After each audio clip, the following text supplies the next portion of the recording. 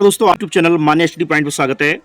दोस्तों जैसा आप जानते हैं केंद्रीय माध्यमिक शिक्षा बोर्ड की तरफ से सीटेट दिसंबर 2024 का नोटिफिकेशन जारी कर दिया गया है और जिसके आवेदन लिए जा रहे हैं। दोस्तों सीटेट दिसंबर 2024 की परीक्षा दोस्तों जो है 15 दिसंबर को होना निश्चित हुई है। तो दोस्तों इसको देखते हुए अगर आप सीटेट की बेहतरीन तैयारी करना चाहते हैं तो आप हमारे यूट्यूब चैनल को सब्सक्राइब कर लीजिए। दोस्तों आज हम हिंदी भाषा एवं शिक्षण शास्त्र से संबंधित 30 महत्वपूर्ण प्रश्नों का रिवीजन करेंगे। तो देखते हैं दोस्तों पहला प्रश्न दोस्तों है प्राथमिक स्तर पर भाषा सिखाने की सर्वश्रेष्ठ विधि कौन सी है। तो पहला प्रश्न दोस्तों है बच्चों के साथ कविता गाना, सेकंड बच्चों को कहानी सुनाना, थर्ड बच्चों को पाठ्य पुस्तक पर आधारित वीडियो कार्यक्रम दिखाना और फोर्थ बच्चों को भाषा का प्रयोग करने के विविध अवसर देना। दोस्तों प्राथमिक स्तर पर भाषा सिखाने की सर्वश्रेष्ठ विधि जो है बच्चों को विविध प्रकार से भाषा प्रयोग के अवसर प्रदान करना, संवाद या बातचीत का संतुलित भाषाई परिवेश देना। तो यहाँ दोस्तों हमारा जो राइट आंसर दोस्तों है वो ऑप्शन फोर्थ दोस्तों है, बच्चों को भाषा प्रयोग के जो है विविध अवसर प्रदान करना।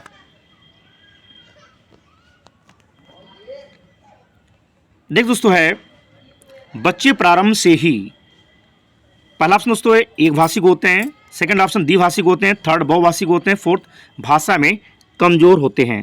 दोस्तों बच्चे प्रारंभ से ही बहुभाषिक होते हैं क्योंकि उनकी अपनी एक विशिष्ट भाषा होती है और जो वे समझ सकते हैं। तो यहाँ दोस्तों हमारा जो राइट आंसर दोस्तों है वो ऑप्शन थर्ड दोस्तों है, बच्चे प्रारंभ से बहुभाषिक होते हैं। नेक्स्ट है प्राथमिक स्तर पर शिक्षा का माध्यम हिंदी होना चाहिए, सेकंड अंग्रेजी होना चाहिए, थर्ड उर्दू होना चाहिए, फोर्थ बच्चे की मातृभाषा होना चाहिए। दोस्तों प्राथमिक स्तर पर शिक्षा का माध्यम बच्चे की मातृभाषा ही होनी चाहिए क्योंकि बच्चे की स्वयं समझने की भाषा केवल उसकी मातृभाषा ही होती है। तो यहाँ दोस्तों हमारा जो राइट आंसर है ऑप्शन फोर्थ है, बच्चों की मातृभाषा होनी चाहिए प्राथमिक स्तर पर शिक्षा का माध्यम। नेक्स्ट है भाषा सीखने सिखाने के संबंध में निम्नलिखित में से कौन सा कथन सही है। तो पहला दोस्तों बच्चे स्कूल आने से पूर्व भी भाषाई पूंजी से लैस होते हैं, सेकंड बच्चे स्कूल आकर ही भाषा सीखते हैं, थर्ड बच्चे अपने परिवार से ही भाषा सीखते हैं, फोर्थ बच्चे स्कूल से मानक भाषा का ही प्रयोग करते हैं। दोस्तों बच्चे स्कूल आने से पूर्व ही जो है भाषाई परिवेश से परिपक्व या परिपूर्ण होते हैं किंतु व्याकरण सम्मत भाषा का उनके अंदर अभाव रहता है और जिसकी पूर्ति वे कक्षा में रहकर शिक्षकों से करते हैं। तो यहाँ राइट आंसर ऑप्शन पहला, बच्चे स्कूल आने से पूर्व ही भाषाई पूंजी से लैस होते हैं। अगला है प्राथमिक स्तर की पाठ्य पुस्तकों का निर्माण करते समय आप किस बिंदु पर विशेष ध्यान देंगे। तो पहला है प्रसिद्ध लेखकों की रचनाएं शामिल हों, सेकंड हिंदी भाषा के वैविध्यपूर्ण रूप शामिल हों, थर्ड उपदेशात्मक पाठ शामिल हों, फोर्थ कहानियाँ अधिक से अधिक शामिल हों। दोस्तों प्राथमिक स्तर की पाठ्यपुस्तकों में हिंदी भाषा के अनेक जो है वैविध्यपूर्ण रूप शामिल होने चाहिए। तो यहाँ राइट आंसर है ऑप्शन सेकंड, हिंदी भाषा के वैविध्यपूर्ण रूप शामिल। अगला है पाठ के अंत में अभ्यास और गतिविधियां देने का उद्देश्य क्या है। दोस्तों जब शिक्षक बच्चों को पाठ पढ़ा देता है तब अंत में वह उस उद्देश्य से अभ्यास व एक्टिविटी देता है कि बच्चे अपनी अभिव्यक्ति को प्रकट कर सकें। तो यहाँ राइट आंसर ऑप्शन पहला, बच्चों को अभिव्यक्ति के अवसर देना। अगला है प्राथमिक स्तर पर एक भाषा शिक्षक से सर्वाधिक अपेक्षित है। दोस्तों कक्षा के अंदर और उसके बाहर बच्चों को भाषा प्रयोग के अवसर देना भाषा शिक्षक का एक महत्वपूर्ण कार्य होता है। तो यहाँ दोस्तों प्राथमिक स्तर पर एक भाषा शिक्षक से सर्वाधिक जो अपेक्षा की जाती दोस्तों है वो दोस्तों है कक्षा के बाहर बच्चों को भाषा प्रयोग के लिए प्रोत्साहित करना। अगला है चौमास्की के अनुसार कौन सा कथन सही है। तो पहला है बच्चों में भाषा सीखने की जन्मजात क्षमता होती है, सेकंड बच्चों में भाषा सीखने की जन्मजात क्षमता नहीं होती है, थर्ड बच्चों में भाषा सीखने की क्षमताएं बहुत सीमित होती हैं, फोर्थ बच्चों को व्याकरण सिखाना जरूरी है।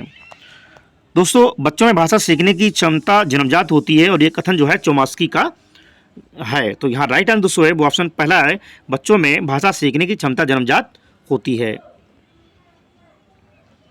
अगला है भाषा में आकलन की प्रक्रिया। तो पहला है पाठ के अंत में दिए गए अभ्यासों के माध्यम से होती है, सेकंड सीखने सिखाने के दौरान भी चलती है, थर्ड केवल बच्चों का निष्पादन जानने के लिए होती है, फोर्थ केवल शिक्षक का निष्पादन जानने के लिए होती है।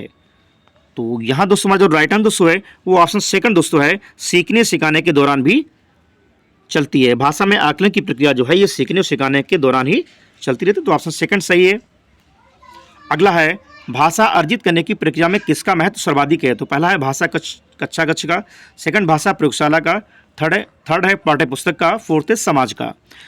दोस्तों, समाज के साथ चलना, बोलना तथा कार्य करना बच्चों को अनेक प्रकार से शिक्षित किया जाता है और बच्चों को सीखने और अर्जित करने में पर्याप्त अंतर है। इसको अर्जित करना अति महत्वपूर्ण और जो समाज के माध्यम से बेहतर तरीके से किया जा सकता है। तो यहाँ राइट आंसर है ऑप्शन फोर्थ, समाज का। अगला है पढ़ना सीखने की प्रक्रिया में किसकी भूमिका सबसे अधिक होती है? तो भाषा प्रयोगशाला की, सेकंड बाल साहित्य के सार्थक प्रयोग की, थर्ड पाठ्य पुस्तक की, फोर्थ भाषा परीक्षाओं की। दोस्तों, पढ़ना एक कौशल है और जिसको सीखने की प्रक्रिया में बाल साहित्य का सबसे महत्वपूर्ण योगदान होता है। तो यहाँ राइट आंसर ऑप्शन सेकंड, बाल साहित्य के सार्थक प्रयोग की। पढ़ना सीखने की प्रक्रिया में सबसे जो महत्वपूर्ण सर्वाधिक भूमिका होती है वो बाल साहित्य के सार्थक प्रयोग की होती है। अगला है एक समावेशी कक्षा में भाषा शिक्षक को किस बिंदु का सबसे अधिक ध्यान रखना चाहिए? तो पहला है सभी बच्चों को समान रूप से गृहकार्य देना, सेकंड सभी बच्चों को समान गतिविधि में शामिल होने के लिए प्रोत्साहित करना, थर्ड सभी बच्चों को समान अपेक्षाएं रखना, फोर्थ विविध प्रकार की दृश्य श्रव्य सामग्री का प्रयोग करना। दोस्तों, एक समावेशी कक्षा में भाषा शिक्षक को अनेक प्रकार की श्रव्य दृश्य सामग्री का अधिक से अधिक प्रयोग किया जाना चाहिए। तो ऑप्शन फोर्थ दोस्तों सही है, विविध प्रकार के दृश्य श्रव्य सामग्री का उपयोग करना। अगला है भाषा अर्जित करने में वाइगोत्स्की ने किस पर सबसे अधिक बल दिया है? तो पहला है भाषा की पाठ्य पुस्तक पर, सेकंड समाज में होने वाले भाषा प्रयोगों पर, थर्ड परिवार में बोली जाने वाली भाषा पर, फोर्थ है कक्षा में बोली जाने वाली भाषा पर। दोस्तों, वाइगोत्स्की ने भाषा अर्जित करने के संबंध में सर्वाधिक बल समाज में होने वाले भाषा के प्रयोगों पर दिया है। तो यहाँ राइट आंसर ऑप्शन सेकंड, समाज में होने वाली भाषा प्रयोगों पर। अगला है प्राथमिक स्तर पर भाषा शिक्षण का उद्देश्य यह है कि पहला है बच्चे मानक भाषा का प्रयोग करना जल्दी सीख जाएं, सेकंड बच्चे भाषा परीक्षा में सदैव अच्छे अंक लाएं, थर्ड बच्चे विभिन्न स्थितियों में भाषा का प्रभावी उपयोग कर सकें, फोर्थ बच्चे भाषा के व्याकरण को जान सकें। दोस्तों, प्राथमिक स्तर पर भाषा शिक्षण का प्रमुख उद्देश्य बच्चों द्वारा भिन्न भिन्न रूपों एवं परिस्थितियों में भाषा का प्रयोग करना है। तो यहाँ राइट आंसर ऑप्शन थर्ड, बच्चे विभिन्न स्थितियों में भाषा का प्रभावी प्रयोग कर सकें।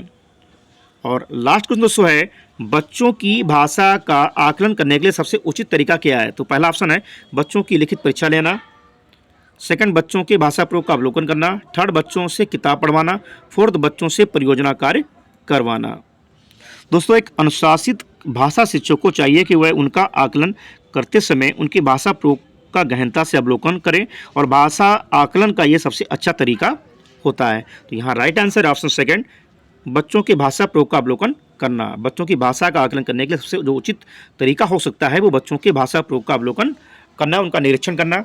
तो दोस्तों, ये थे हिंदी भाषा एवं शिक्षण शास्त्र से संबंधित 30 जो है महत्वपूर्ण प्रश्न जो आने वाले सीटेट परीक्षा के लिए काफ़ी लाभप्रद होंगे। अगर दोस्तों आपको हमारा वीडियो अच्छा लगा तो प्लीज़ वीडियो को लाइक कीजिए, शेयर कीजिए, चैनल को सब्सक्राइब कीजिए। मिलते हैं दोस्तों नेक्स्ट वीडियो में। Thank you.